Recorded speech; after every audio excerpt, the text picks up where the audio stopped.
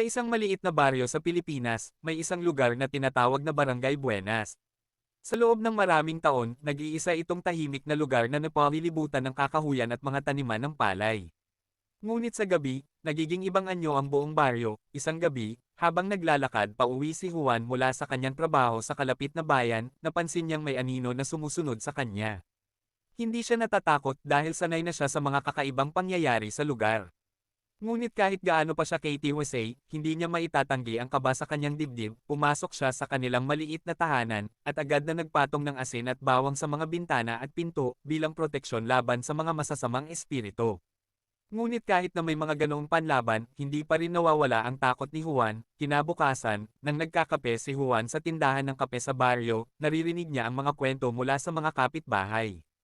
Kwento tungkol sa mga aswang na umiikot sa gabi na naghahanap ng kanilang susunod na biktima. Hindi niya alam kung maniniwala siya sa mga kwentong iyon, ngunit may bahid ng katotohanan sa bawat pagsasalaysay. Isang gabi, habang nag-aalmusal sila ng kanyang pamilya, biglang may kumatok sa kanilang pinto.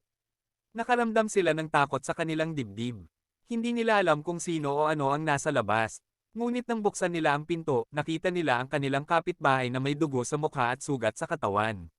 May aswang sa ating lugar, sabi ng kapitbahay. Sa kabila ng takot, nagtulungan ang mga tao sa barangay upang protektahan ang kanilang sarili at ang kanilang mga pamilya.